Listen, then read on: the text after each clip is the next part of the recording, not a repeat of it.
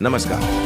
आज की बड़ी खबर महाराष्ट्र से आ रही है। बारामती में एक विमान दुर्घटना में महाराष्ट्र के उप मुख्यमंत्री अजीत पवार सहित 5 लोगों की मौत हो गई। आइए जानते हैं इस दुखद घटना की पूरी जानकारी। मुख्य समाचार। दुर्घटना का समय और स्थान 28 जनवरी 2026 की सुबह लगभग 8:40 बजे बारामती में एक निजी विमान दुर्घटनाग्रस्त हो गया। विमान मुंबई से बारामती के लिए जा रहा था। लैंडिंग के दौरान विमान अचानक नियंत्रण खो बैठा और रनवे के पास गिर गया। स्थानीय लोग और पुलिस तुरंत मौके पर पहुंचे, लेकिन विमान पूरी तरह से आग में जल चुका था। पीड़ितों की जानकारी, विमान में कुल 5 लोग सवार थे। इनमें महाराष्ट्र के उप मुख्यमंत्री अजीत पवार, उनके सुरक्षा अधिकारी, पायलट और को पायलट शामिल थे। सभी की मौके पर ही मौत हो गई। यह हादसा बहुत ही भयानक था और पूरे इलाके में शोक फैल गया। अजित पवार कौन थे? अजित पवार 66 वर्ष के महाराष्ट्र के वरिष्ठ नेता और एनसीपी के प्रमुख सदस्य थे। उन्होंने कई दशक तक राजनीति में काम किया और पश्चिमी महाराष्ट्र में गहरा प्रभाव बनाया। वे उप मुख्यमंत्री पद के अलावा राज्य के कई महत्वपूर्ण मंत्रालयों और परियोजनाओं में काम कर चुके थे। क्यों जा रहे थे बारामती?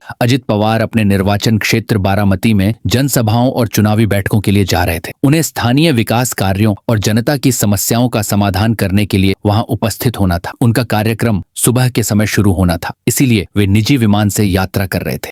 दुर्घटना का विस्तार स्थानीय गवाहों ने बताया कि विमान लैंडिंग के दौरान अचानक संतुलन खो बैठा। इसके बाद विमान नीचे गिरा और आग लग गई। स्थानीय लोगों और पुलिस ने तुरंत मदद पहुंचाई, लेकिन विमान पूरी तरह जल चुका था। इस हादसे में किसी को बचाना संभव नहीं हो पाया। विटनेसेस ने बताया कि विमान पहले हल्का झटका महसूस कर रहा था, फिर अचानक तेजी से जमीन की ओर गिरा। आसपास के लोगों ने आग बुझाने की कोशिश की, लेकिन विमान में मौजूद ईंधन ने आग को और भड़काया। पुलिस और फायर ब्रिगेड ने घटनास्थल को तुरंत घेर लिया और लोगों को सुरक्षित किया। बारामती का माहौल। दुर्घटना की खबर फैलते ही बारामती में शोक और चिंता की लहर दौड़ गई। लोग अस्पताल और दुर्घटना स्थल पर पहुंचे।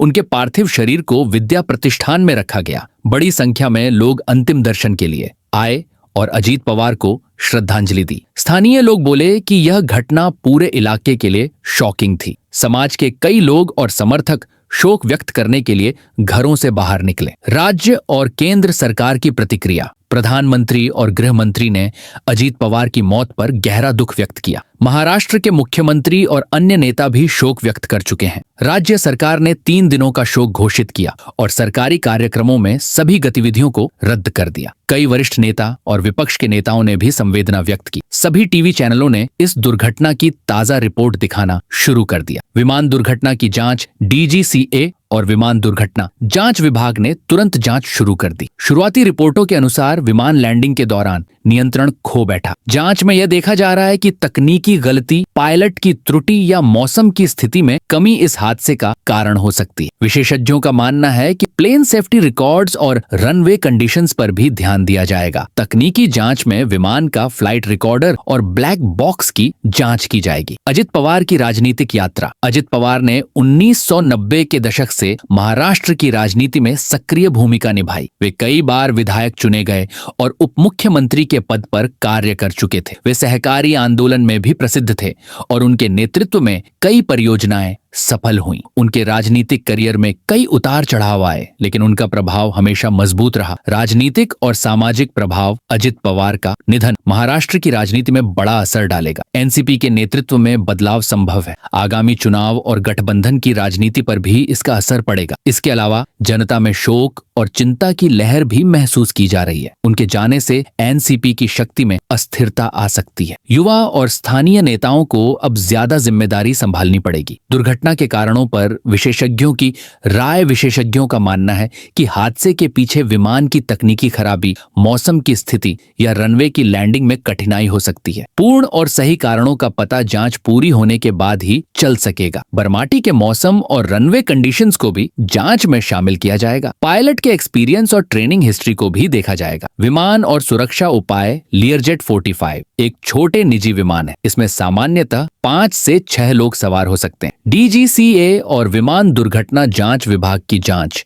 यह तय करेगी कि विमान की रखरखाव प्रक्रिया में कोई कमी थी या पायलट की ओर से कोई त्रुटि हुई। विमान की मेंटेनेंस रिकॉर्ड्स, लास्ट इंस्पेक्शन और फ्लाइट लॉग्स को भी देखा जाएगा। स्थानीय और राष्ट्रीय शोक दुर्घटना के बाद महाराष्ट्र और पूरे देश में शोक का माहौल है। राजनीतिक दलों, प्रशासन और जनता ने अजीत पवार की मृत्यु पर गहरा दुख व्यक्त किया। कई नेताओं ने अपने बयान के माध्यम से श्रद्धांजलि अर्पित की। एनसीपी और राज्य सरकार में नेतृत्व में बदलाव की संभावना है। आगामी चुनाव और राजनीतिक निर्णय प्रभावित होंगे। मानव और समाज का पहलू, लोकसभा और राज्यसभा में शोक प्रस्ताव पेश किए गए। स्थानीय समुदाय ने राहत और सुरक्षा उपायों की मांग उठाई। महत्वपूर्ण तथ्य, सारांश विमान में 5 लोग सवार थे। दुर्घटना सुबह लगभग 8:40 बजे हुई। विमान लैंडिंग के दौरान नियंत्रण खो बैठा। अजीत पवार 66 वर्ष के थे और लंबे समय से राजनीति में सक्रिय थे। राज्य में 3 दिनों का शोक घोषित किया गया। ये थी महाराष्ट्र के बारामती में हुई विमान दुर्घटना की पूरी रिपोर्ट। इस दुखद घटना ने न केवल राजनीतिक क्षेत्र को हिलाकर रख दिया है, बल्कि जनता में भी शोक की लहर दौड़ गई है। हम आपको इसके आगे की अपडेट्स और जांच रिपोर्ट से अवगत कराते रहेंगे। हमारे चैनल को सब्सक्राइब करें और बेल आइकॉन दबाना न भूलें, ताकि आप सबसे पहले ताजा खबरें जान सकें। धन्यवाद।